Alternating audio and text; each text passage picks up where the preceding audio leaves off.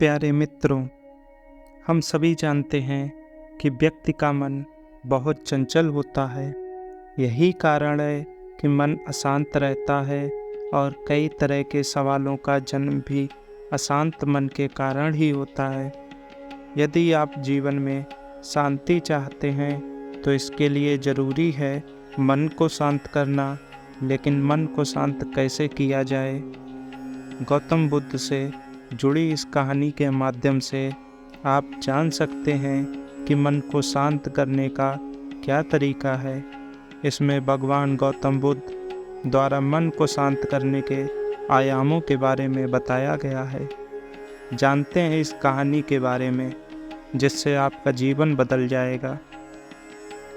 एक बार एक लड़का गौतम बुद्ध के पास जाकर कहता है, मेरे जीवन में बहुत अशांति है, कृपया आप मेरा मार्गदर्शन कीजिए जिससे कि मैं इस अशांति से छुटकारा पा सकूं। गौतम बुद्ध लड़के से जीवन की अशांति का कारण पूछते हैं। लड़का उत्तर देता है, अत्यधिक विचारों के कारण मेरे भीतर बहुत सारे विचार आते हैं जिससे मेरा मन अशांत रहता है। बुद्ध मुस्कुराते हुए कहते हैं, ऊपर आकाश की ओर देखो और बताओ कि तुम्हें सूर्य दिख रहा है। लड़का ऊपर देखता है और कहता है, धूप दिख रहा है। बुद्ध उससे पूछते हैं कि अगर तुम लगातार धूप में खड़े रहोगे तब क्या होगा? लड़का उत्तर देता है, मुझे अत्यधिक गर्मी लगेगी और शरीर में बेचैनी होगी।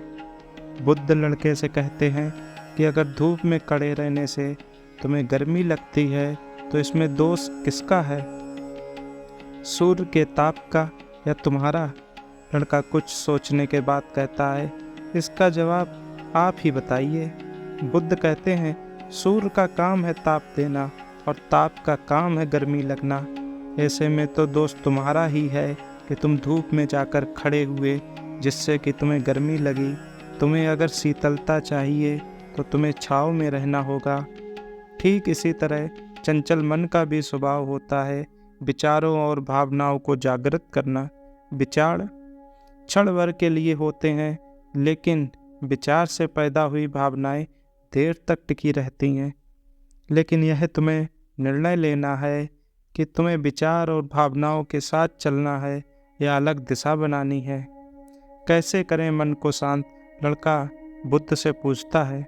बुद्ध कहते हैं, मन को शांत करने के लिए तन के आयाम पर काम करना सबसे आसान तरीका है। शरीर के स्तर पर हमारी केंद्रियों और ज्ञानेंद्रियां हैं। केंद्रियां कर्म और ज्ञानेंद्रियां ज्ञान से जुड़ी होती हैं। इससे हम अपनी संवेदनशीलता को बढ़ा सकते हैं, यानी हम जो भी काम करें उसे आनंद के साथ करें। मन के आयाम से हटकर तन के आयाम पर जाने से भी तुम्हारा मन शांत होगा। ऐसा करने से तुम मन के आयाम से हटकर शरीर के आयाम पर आ जाओगे। ठीक उसी तरह जैसे तुम धूप से हटकर छाँव में आ सकते थे, मन के आयाम से हटने पर तुम्हारी जागरूकता तन पर आ जाएगी। जब तुम तन के आयाम पर काम करोगे तब तुम्हारा चित्त शांत होगा। इसलिए हर काम को तन के आयाम पर करने से मन स्वतः शांत हो जाता है। अपने मन के विचार और भावनाओं को नहीं, बल्कि अपने सुर को सुनो। लड़का बुद्ध से कहता है, अपने भीतर के सुर को कैसे सुने? बुद्ध कहते हैं, किसी शांत स्थान पर रहकर जहाँ शांति हो, तुम अपनी आंखें बंद करो और मन के भीतर चल रहे शोर से हटकर भीतर के सुर को सुनने की कोशिश करो। सुर निरंतर चलता रहता है, लेकिन बाहर के शोर के कारण तुम अपने मन के भीतर चल रहे सुर को नहीं सुन पाते हो। जब तुम अपने दोनों कानों को अपने हाथों से बंद कर दोगे तभी मन के सुर को सुन पाओगे। इसी तरह तुम मन को अशांति से दूर हो जाओगे और तुम्हारा मन शांत हो जाएगा। गौतम बुद्ध की इन बातों को सुनकर लड़के का मन प्रफुल्लित हो गया और वह अपने मन को शांत करने के आयामों पर काम करने लगा।